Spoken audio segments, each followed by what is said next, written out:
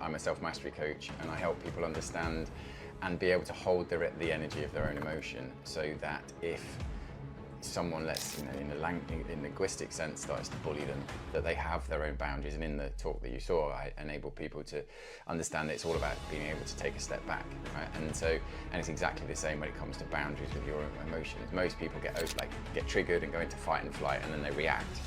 But learning to respond instead of react is what is the game changer, both in a physical sense, but what I help people with is in an emotional sense. One of the great things about Trump is, his script. He's a master at communication. He's purposely saying the same thing every single time he has a TV camera on him, because he knows that's how you essentially program people to think a certain way.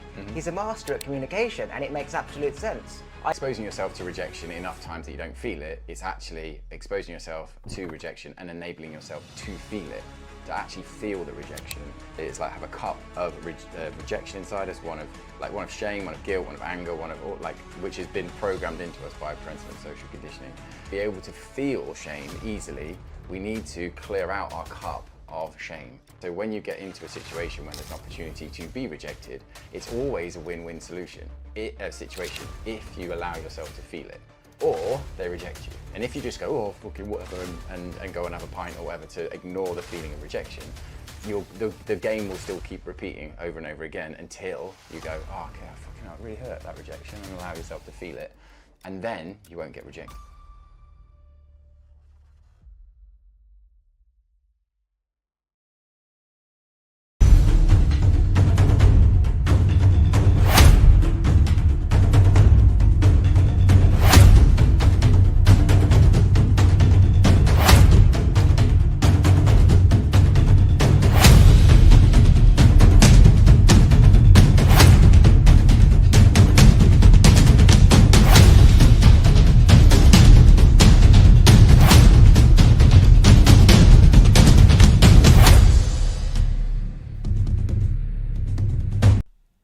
Just quickly, I just want to say a massive thank you to everyone who still listens to the podcast. I started 4 years ago, and since then I've had over 1 million downloads. I get 5,000 downloads per month, and I've had over 200 different guests. So a massive thank you to everyone who still listens. If you could please do me a favour, if you could rate and review the podcast, that will be amazing, because it helps get the podcast out to new, conscious people like yourself. And my goal is to awaken as many people around the world. You can also follow me on Instagram. It's YesKingOliver, should you wish to see what I get up to on my day-to-day moments. Back to the episode. So I did a workshop with you the other day, and what I noticed with you is that you had so much information, and actually I saw very similarities with my awakening, which was I came across a secret which led me on to so many other things, and it branched open all these doors, and now I had so much information and I could connect everything that I was just like an explosion of information. And what I saw you do is have sections, and you broke it down. When I first started my podcast, it was just like bleh, all out into the world, and I admire what you'd had, which is sections. And I asked you about that. I said, what's on your laptop screen, because you had different categories, and it showed me that I can have all this information like you do, but it's useless unless you have like packages. You know, you can talk about that, explain that onto the next, talk about that and explain that onto the next, and that's something that I don't have. But when I saw you do it, I'm like, that's exactly what I needed to see. I need to package up my information, otherwise it's just like this never-ending string with, as you say, loads of knots, and I need to cut the pieces of string, address the knots in the individual bits of string, and then I can take each rope wherever I want to. And you inspired me to package up my wisdom. Awesome. I'm honoured to be able to do that. Yes, like storytelling is something that I'm passionate about. I think that throughout history, the way people tell stories have like enabled people or to pass on information, right? So I think it's very important. And one of the things, that talk that I gave, I've had feedback on it that there was a lot of information in it. It would be useful to chunk it down. And I was like, oh, okay. So giving a summary at the end of each section as such was something that was fed back to me and said, do that, and obviously it landed, so I'm pleased it did. And also what people will say is that, you know, people like us who are always saying the same thing essentially, we get bored of our own voice, so we presume that other people are already bored, or they already know it, or they've heard it many times before. And in our field, people are pretty much brand new and they don't know it. So it's our job to essentially repeat the same thing over and over and over again as if each person is completely new. And one of the great things about Trump is his script. He's a master at communication. He's purposely saying the same thing every single time he has a TV camera on him, because he knows that's how you essentially program people to think a certain way. He's a master at communication, and it makes absolute sense. I used to just stop saying the same thing. I used to do videos all the time years ago, and I stopped because I thought, people have heard this, I don't care. And as my following was increasing, I was not thinking, these people are new to this world and new to what I'm saying. Yes, the old people might have seen the same shit, but unless you're not growing, the new people don't know. Yeah, so you've got to keep imagining like you're new at something to get better, like a martial artist.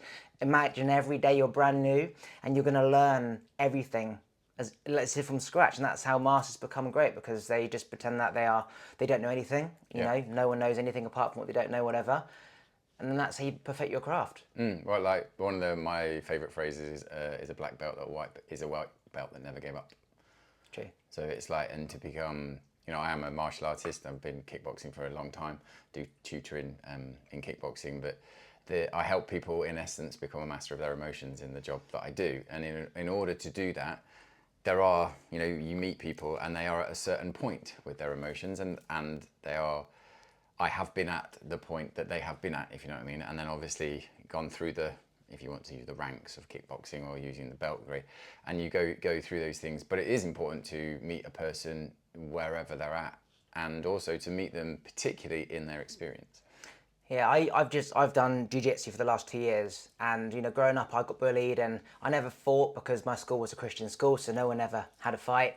But if anyone took the mick at me, I would always punch them in the arm. I'd win them, and I always visioned this what is this skill that isn't fighting like boxing and kickboxing? It's like something else. Is it taekwondo? Is it tai chi?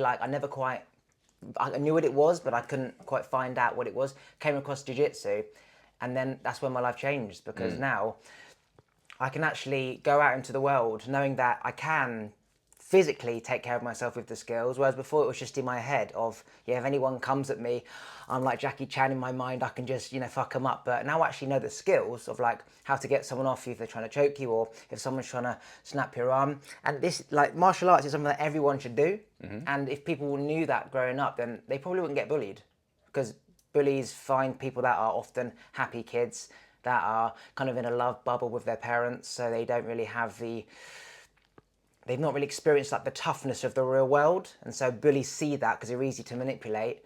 And if they had the martial arts skills, if I actually had martial arts skills, just getting a bully behind his back, or just punching him in the face or choking him out, he probably wouldn't have done it again. Yeah. Well, true. But the thing I help people with because I do tutor people and occasionally in martial arts, but I'm a self-mastery coach, and I help people understand and be able to hold the energy of their own emotion, so that if someone, in a linguistic sense, starts to bully them, that they have their own boundaries. And in the talk that you saw, I enable people to understand that it's all about being able to take a step back. Like in martial arts, it is, you have to go from a white belt to a black belt in martial arts. The main thing is learning to control the energy of your emotions, to be able to take a step back and choose your action. Right, and it's exactly the same when it comes to boundaries with your emotions. Most people get triggered and go into fight and flight, and then they react. But learning to respond instead of react is what is the game changer, both in a physical sense, but what I help people with is in an emotional sense. Yeah, so you use the analogy of a rope with knots, or a pipe with blockages, right? Hose pipe. Yeah, hose pipe. I've always used it like life is a huge rope. So when I was younger, when I had my awakening, I went back to when I was 1, and I saw my whole life as a big rope, and there was thousands of knots. Bully said something to me, parents told me no when I wanted that, Christmas I didn't get what I wanted, girlfriend said she didn't like me, millions of knots. And I remember going on my bed and going back into my head from 1 year old and thinking all the trauma and the shit that happened then. And I dealt with all that. Then it was year 2, then it was year 3. And by that time it's probably 11 o'clock at night. So I'd go to bed, right? Repeat the next day.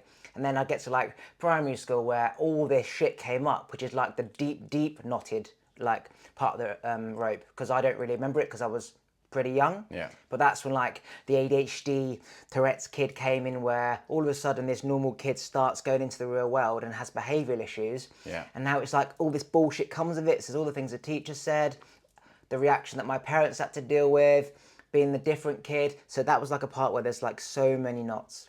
So now you got to do all of those knots, okay? And then you year 6, whatever, year 7, and then it's like secondary school to college when there's like even more knots. And I didn't cry. Parents used to try and make me cry, could never cry, kept it all in. And then my awakening happened and I was grieving and crying as if I was going through those parts again. So I was crying and grieving how I should have done when that happened to me, or when the bully says something, because back then I didn't. And I kept it all in. Yeah. And then it all exploded at 21. Nice. And then I haven't really cried since, because I knew that if I cry and release stuff as and when it comes to me, you never get this build up of knots or blockage in pipes, as you call it. Yeah, it's beautiful that it happened to you at 21. My awakening, it's been more of a gradual thing for me. But it's it really ramped up when I was 10 years ago. But I've definitely been undoing or unweaving the web of my parental and social conditioning for 15 years. So that puts me at 30 when it started. But the way I would describe that bit, and the thing I help people with, is undoing your use of the rope. But it's like when I did iron, and what it showed me was like a projector screen, and you used to have old slides like that. All of my life, and I can now see it for other people, is just that it gets put into like a projector. It's like, okay, and if you've got something that difficult happened to you at whatever age, in Carl Jung's philosophy, or psychology, is that it creates a sub-personality, and it's a lens that you look at life through. And if there's thousands of knots or kinks in a hose pipe or lenses, and it is just a systematic thing of going through and enabling a person to hold them and enable them to feel whatever needs to be felt, which is enable to let things go. Talk about that thing we said about the true north thing, so the clock going round, because to me that's north, which where we're told the fish is, and then true north is where the fish are actually swimming. Right. You know the clock thing? Right, so the clock face, what I was describing was that imagine however your life is now, or whenever, like when I was 30, let's say, when I started to make changes, it was like, okay, I was facing 12 o'clock on a clock face.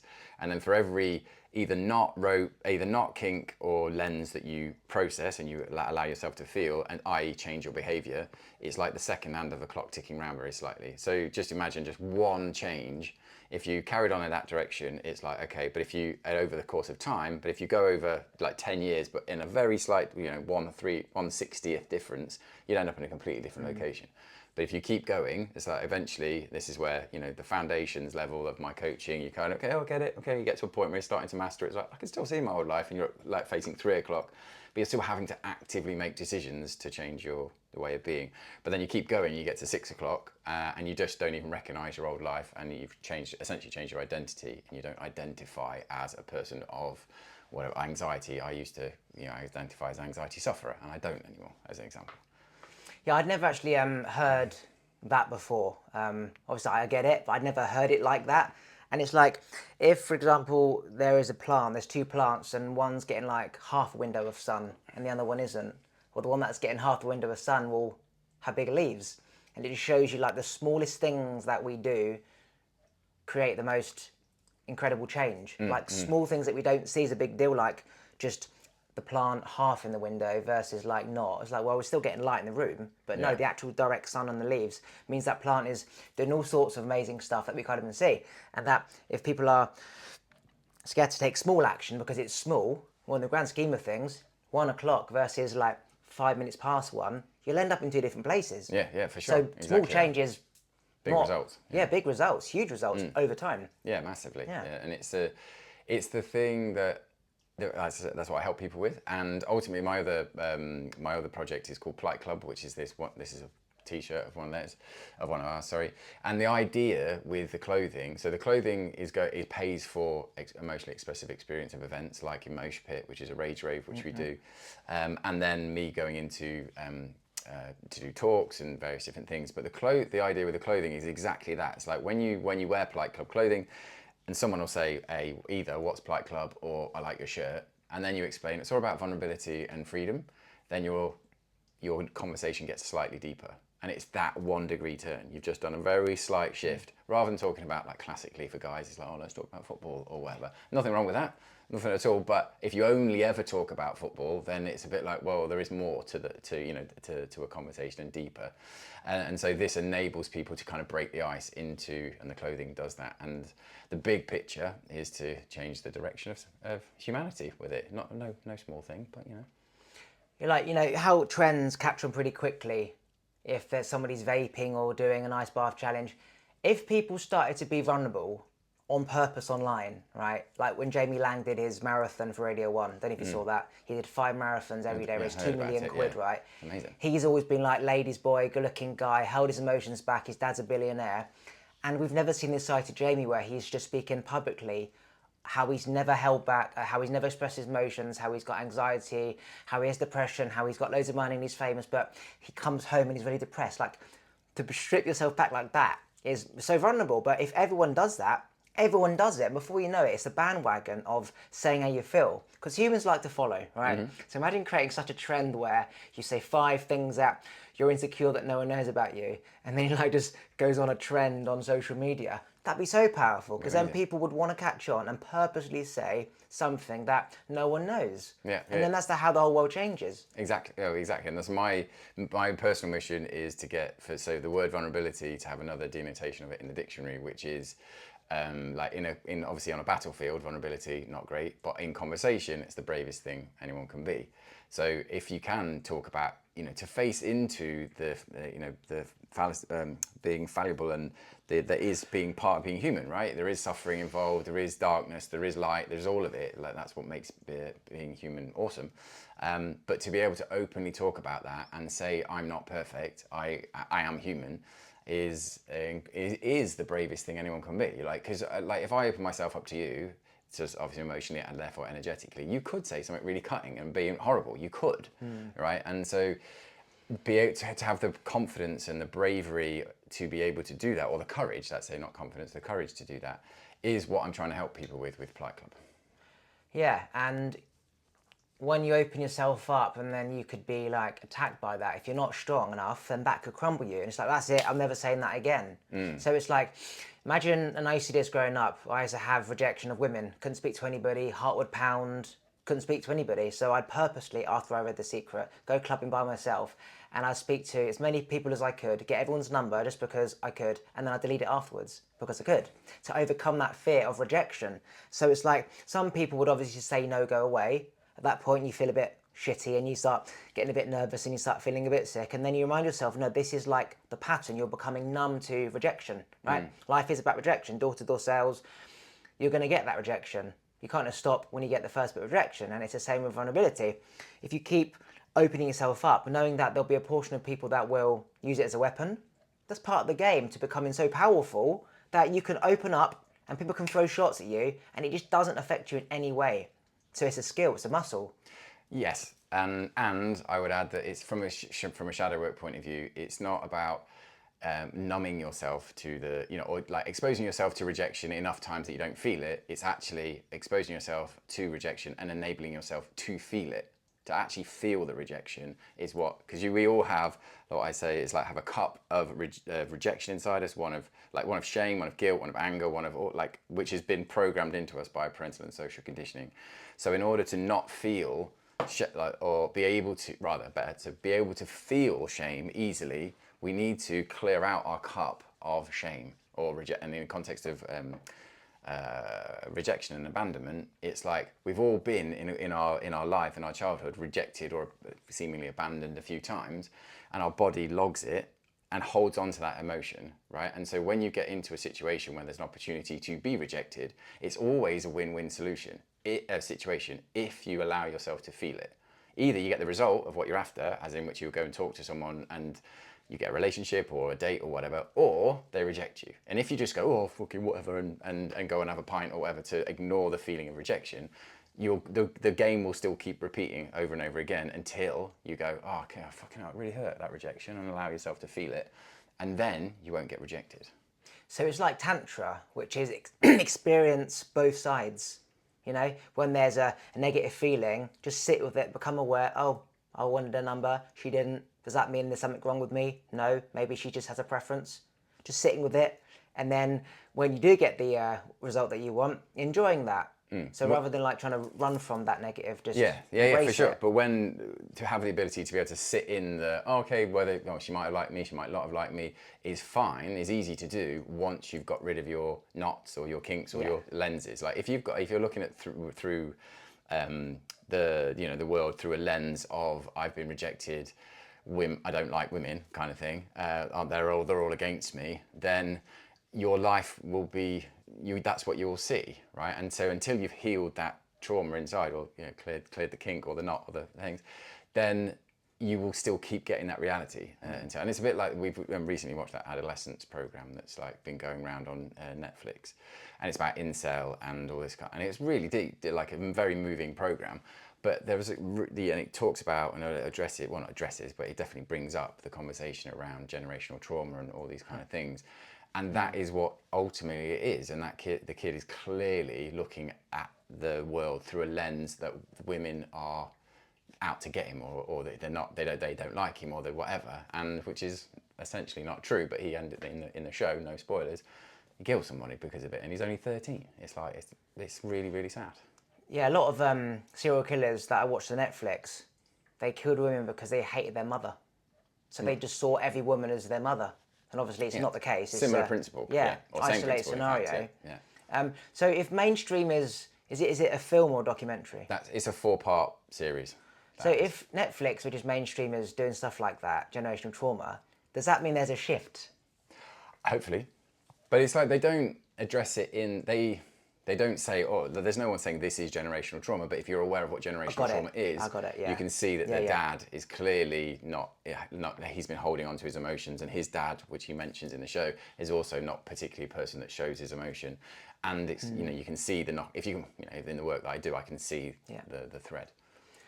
Yeah, it is crazy because as I think there is becoming like a shift, and it's going to relate to AI, right? I use ChatGPT a lot. You can ask ChatGPT anything, right? Any question, it's your therapist, it's your counsellor, it's your doctor, it's your nurse, whatever, right?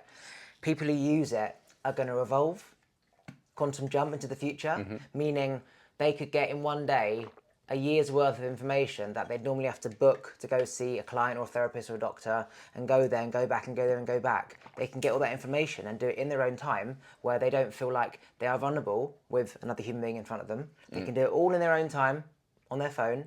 And then the other people just normal people that sort of just live every day like they normally do. Oh yeah, I should go see the doctor, I should go see the therapist, and don't. And then when that shift happens, there's going to be like a break off of like 2 different types of humans, right? The awakened human, that's ironically awakened because of a device which has made the other half of humans sort of become isolated, right? And then they should hopefully see that change, because it's on the phone. It's almost like people are on their phone for Instagram, people are on their phone for ChatGPT. That person's awakened so much, that person is just feeling isolated and lonely. And it's like, well, how do you do it? And there'll be an Instagram video that says, I awakened myself and healed my trauma from chat. And then they'll all come over. And then this is where like social media will suddenly become like this breakthrough of humanity and consciousness. Well, hopefully pull everyone through. Yes, there's a line in the Tao Te Ching which is very central to my life, which is, what is a good man but a bad man's teacher, and what is a bad man but a good man's job? If you don't understand that, you won't understand anything. And so in the context of this, it's not saying like the people that are on social media are bad, or the people that are good. It's just that if I am enabled at something, it's and which is in this context, my ability to hold my emotions and talk about my emotions, it's my duty to help other people in that context. And in the line of technology, where, as you're referring to, those that aren't aware, that there's nothing wrong with them. Absolutely. They're just they're perhaps out of alignment with the universal laws, which I help people with in that. And it is the role of the people that are emotionally enabled to help. And that what Polite Club, the mission with Polite Club is, about the them versus us culture. The last thing this world needs is another them versus us. Yeah. So those that are emotionally enabled, it's not a them and us. It's everyone, right? And it's the duty of those that I feel it's my duty is to be of service to help others that perhaps can't as freely talk about their emotions. Yeah. So when you feel a certain way, do you now make sure that you express it and process it and feel it, whereas the old part of you might have just gone boxing or whatever. Yes, short answer. So like it's something that we do in Emotion Pit. There's like 3 rounds of emotional expression. So, but you come into the Emotion Pit and we do a sharing thing between a couple of people or 3 people to build trust between each other, and then we go into the dancing movement practice. And it's like shaking up a Coke can in essence. And so the first bit is, we move and we like trigger ourselves in to shake the Coke can. And then the middle bit is the key bit, which is the feel. Allow yourself time to feel what needs to be felt and then express it. Like if you express it too quickly, it's like, and I talk to you because I'm afraid of my emotions. That's very different to sitting with the fear initially just for a period of time and going, okay, I'm not afraid of this. I can hold that or feel the fear and then talk to you about it or then express it or do the dance practice or whatever. And that middle bit is vital. Yeah, so that's like, when I used to want to speak to somebody at a bar, right? And I would feel that I'm really uncomfortable. She's not going to be interested, rejection feeling. The old me would have sort of felt it and then just not spoke to them. Whereas the new awakened me at that point would have been, right, okay, I feel nervous. Here's why I feel nervous, because it's something I've not done before. Is it good or bad? No. How do you know she's not interested? You don't. Why do you feel like she's not? Because the last person who you spoke to wasn't. Okay, that's not that person. So therefore, I was decoding like all my belief systems to essentially end up with a blank piece of paper, which is, if she was your neighbour or the postman or in a cafe, you'd have a conversation. You'd be like, hey, can I have a coffee? Yeah. So why would I be nervous to go in the club and say, hey, do you want a coffee or a Coke? Yeah. And there is no reason. It's just my brain linked that woman conversation to rejection from a last woman. Yeah. And so when there's nothing left, you realise, oh my God, it was just all in my head. Yeah, and that's one of the tools I give to people, which is a very simple tool, is what's the story I'm telling myself? Yeah. And it's like, and in that moment, your body is only we create our reality from the inside out, and then we perceive something based on the lenses or the knots or the kinks. So we perceive, like you've just said, that woman, that person I'm finding attractive, when that happened either last week or 10 years or 15 years ago, and maybe it's a very thing that happened when you're very first exploring what it is to have genitals and sexuality or whatever, and a girl kind of pushed you over when you were 7 or something, I don't know, whatever. And that is the thing that is still shaping your reality. And until you face into the original thing, it will always shape your reality. It is crazy how something that happened so long ago that we're not even thinking about consciously has so much power over us now, unconsciously. It's incredible. And for people who don't realise all these small things, there's just like so much of everyone, including me, like so many things I had to undo. It's like, where do you start? But as we were saying with the clock thing, just doing small changes puts you in another direction, and that you realise, oh, if I only turn myself like that and I ended up over there, but what if I turn myself more, meaning if I undo more knots, where am I going to end up? It's just getting the momentum moving, isn't it? Yeah, it is, and it's the phrase that is called openings. And so often people come to me because they're feeling lost, or they're not in a relationship they want to be in, or they're not where they want to be in their career or whatever, which is all things on the outside, right? And the way I explain the work that I do, which is around the law of vibration, is that you could go to a life coach and they traditionally go, oh, what do you want your relationship to look like, and what do you want your career to look like? Imagine they're the leaves of the tree. I help people sort out the roots and the trunk. So it's how energy is moving through you, and the kinks and what we refer to are the things that block that. But the other thing, that helps you align with the life that's meant for you. But the other thing that helps you, which we're not taught at school, which we really, really should be, is inspired action.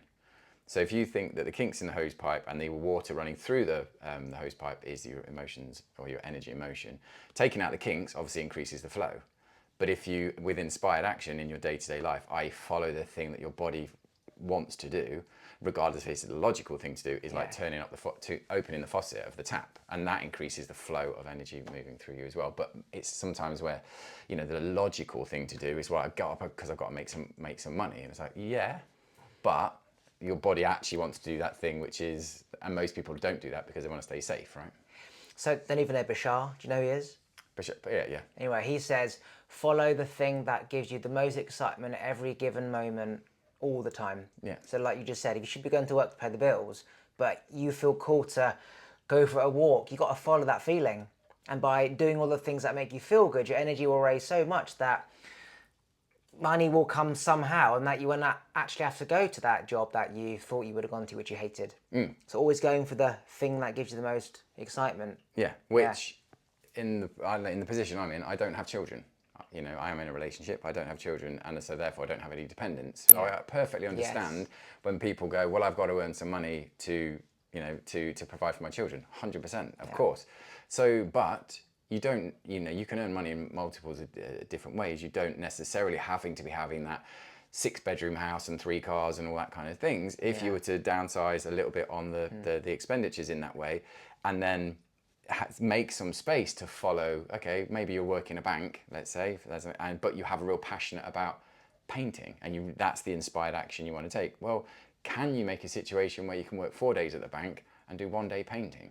And then you're following your inspired action. And that's how I got to where I am now, is that I was working as a manager consultant, cut down to 4 days a week, cut down to 3 days a week, and then eventually came full-time doing this. So it's that principle. But we have to take into account and have obviously compassion for people that are in situations where they're literally living hand to mouth. They're in survival mode all the time. And that's really hard to get out of, hence things like Plight Club and giving back in that way. Yeah, what's coming to mind is that imagine, you know, being a banker with 60 grand a year and you have a 3-bed house and you've like got a couple £100 left over a month. How many bankers would literally sell their house and move into a shared accommodation for like, you know, £300-400 a month just to save up 20 grand, which would be essentially a nest egg forever? How many people would actually do that? Well, not that many. Bankers would probably earn a little bit more than 60 grand, to be fair. Fucking shower. But but on that, but having that, it gets to a point. It's like we are like, and this is a useful thing for the listeners. It's like, hypothetically, we live to 100. Being 100 is a good innings, right? And if I'm 45, therefore I'm 45% through my life. Often when people say, how old are you? So how long do you want to live for? And someone says 100, you would think, oh, I've got 100 years left. I was like, I don't. I have 55 years left. Yeah. You know, and hopefully I live longer than that, but it is what it is. But life is short, and to make the decisions that are, you know, obviously if you have children, people to provide for, they have to be accounted for. That's not what I'm saying. But children don't necessarily want lots of shiny stuff. They just want to be with their parents and the time. They'd much rather spend time with daddy rather than watch him go to work and then bring back a shiny toy. And that's basic level psychology, right? I'm not pretending to be a father in this because I'm not. Yeah, like just a dad, like somebody said, you know, Elon Musk has like 10 kids and Andrew Tate has like 15 kids. And Andy was on a podcast and he was saying most parent kids would rather a dad that they see 3 hours a week that provides so much value than a fat dad who just sits on the couch a day watching TV, drinking beer, who's got nothing to value, that's there all the time. So quality over quantity. And then when you say it like that, I'm like, it's true. Because if I feel like my father's there to hold space and give me what I feel I need in that moment, whether it's just to listen to me or give me advice, that's more profound than me being in my room and my dad's downstairs just laying on the couch. Yeah, but with the 3 hours a week is quality and quantity. Because if a person's just, and whether they're big or small, is indifferent. But them being able to, if they're not actually present, if they're there all the time but they're not present, then they're not actually there. Yes. Right? So they're not giving quality or quantity. So in the context of, it's far better to spend 1 or 2 hours of quality time and see folks, so the kids feel seen and heard, rather than be there all the time and always on your phone or whatever and completely distracted because the kid feels ignored, even though you're in the room, right? Yeah. So an hour quality present is better than long time not giving the child what they want. Because nowadays everyone's on their phone anyway. Adults are on their phone. Kids are dying out for attention in some form. And parents are on their phone. And it's just this norm to, just go make yourself occupied, go on your iPad. And so like we're creating a generation of people that aren't being seen and heard, which leads to when they get older, not being able to express themselves with their partners because they never had those skills with their parents. And then it's just this cycle of what is not good. Yeah, but it is important to, you know, obviously we're sitting here and we could talk about whatever and give our opinions, but also to be able to take into account patience, compassion, simplicity for a person that is in that scenario where they're on their phone and they're overwhelmed by their kids or whatever. the chances are they're doing that to distract themselves from something, because of their stress or whatever, but that is likely because of their conditioning from what's happened to them as children, which has been passed down. Like obviously we mentioned about generational trauma, but to be so, as like Nelson Mandela says, education is the answer. Like it genuinely is. But how do you get to people that are constantly on their phone? And so I had a thing with social media for a period. It's like, well, I'm just going to come off it because it's fucking load of shit, right? And which it is on one level, but it is part of our society. It's not going anywhere. And so if you take out the people that are actually saying something that is genuinely going to help in the thing, and don't get me wrong, I love a cat video as much as the next person. Do you know what I mean? They're fun. But the other thing is, like, if you take out if everyone just came off, then it is just a cesspool of shit, right? Which you just basically, when you go for a shit, you just go on fucking Instagram to entertain yourself. And so you have to fish where the fish are, would be the best way to phrase it. So to be in that, to be able to help people in that moment where they might be in the thread and they like, okay, doing this doom scrolling, and then they see something, one thing that just nudges them out. And it's every time they nudge out, it's like, oh shit, I've just seen that thing. And I go to have a conversation with my partner and I happen to have just seen that video on Instagram, and I change how I speak to them. And that's one click done on the clock face. And it's then to increase that momentum and help them in that way. I've learned a lot of stuff from social media. If you choose what you look at rather than see what's coming to you, then, you know, all this new information about consciousness, there's so much out there that's making me more conscious. So there's good and bad. It's just what we use it for. Watching a cat video taking a shit, or looking about how to quantum jump and make a bottle move with your telekinesis energy. But it's as I think, as a person goes on this journey and begins to understand more and more that everything is happening exactly as it's meant to. And we all like it, there is nothing that is good or bad intrinsically. It's the meaning we put to it that creates that reality. But to be able to have compassion for oneself as like, well, if I've had a hard day, then there's nothing more I love than going to the cinema and just watching, just going and vegetating for a bit, because my brain shuts off. But if I did that all the time, it's not necessarily healthy, right? It's not very healthy. And have you seen Wall-E, right, the movie? And it's like those people that are floating about just drinking drinks, fizzy drinks and all that crap, and they're not doing anything. But it's like, it's being able to break that loop somehow, like, and being able to reach people. And when you're stuck in the same cycle for a long period of time, it's known, therefore it's safe. So to get out of it, even if it's something that's better for you, most people don't want to do it because they're literally addicted to the chemicals that get released from the unhealthy habits, right? Doing something that is more healthy, your body releases a different set of chemicals. Even though it's better for you, your ego goes, what the fuck? That's a danger to my life. Don't do that. And so the work, and it will then construct a reality to enable you to self-sabotage. So you go back to what it's known, and they go, oh, I feel safe again. It's okay. So where I come in as a coach is, and it's like a pet set of stabilizers on a bike. And I go on, help people to say, no, that's your ego, don't worry. And eventually, once you've done it enough times, you get used to this new way of being and this new set of chemicals, ultimately, and you don't go back to the old way because that feels safe. And then it's just rinse, repeat. If you had one day left to live, what is the one thing that you would tell the rest of the world? What's the one thing? If I had one day, I would tell the world, take a deep breath. It's only a day. The sun will come up tomorrow. A podcast I was listening to, if you were talking to somebody and you were getting triggered, breathing in and just looking at them and sitting in silence for 10 seconds changes the whole thing. Yeah, to be able to hold, and that's I think it's David Watkins' book which is called Letting Go. That bit, and that's the same thing in a mosh pit, that being able to create the choice gap, which we referred to in the kickboxing analogy of taking a step back, that being able to like notice when you're triggered. So the method I use with people is called the LAM method, which I've created. Liberate, notice what you're noticing. Acceptance, which is the key bit, right? Acceptance, which is accepting the energy of the emotions. So if we're in this podcast example, if I'd noticed that I'd been triggered, like you just said, be able to go, okay, I can internally go, I've been triggered. Okay, I'll be with that. Not, you fucking what? I'm a black belt. Do you not know that? Kick your head in. But the ability to be able to sit there and go, okay, and take life at your own pace. And the thing that I mentioned in that talk you said is like, there is a phrase, you cannot be what you observe. So as soon as you can see it, you are not it. Therefore, you have a choice. And as soon as you can see you're angry, you have a choice. And that ability and choice for me is, if you have a choice of something, you're abundant. And that's, and you are, whether you've got shit tons of money or do those things, it's like that will come, or that can come.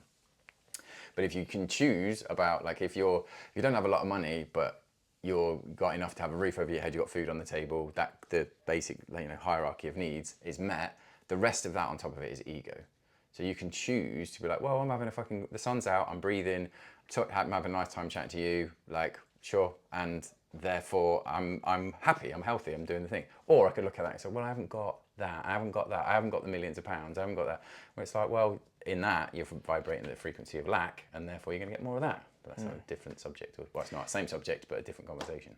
Right, before we end, anything you want to promote or plug before we finish? Yeah, please, thank you. So, I'm Adam Slowsonn, self-mastery coach, so you can check me out on adamslowsonn.com. If you want to go and unweave your parental and social conditioning and start to master the law of vibration, that is what I help people with, and it is the deepest work you can do. And the other thing, I promote Plight Club, which is, I'm obviously the founder of it. And if anyone, I'm going to speak to the camera, if anyone wants to, really support a brand of clothing that will help you have more deep and nourishing conversations, but also give back to those that are perhaps less fortunate than you, please, wear the shirt, have the conversations, let me know how the conversations go on Instagram. So it's Plight Club HQ on Instagram. I'm Adam Slowsonn on Instagram. Come to an Emotion Pit, which is we're currently doing the first Saturday of every month, but all details are on the socials. Okay. Thank you for having me, man. It's all good.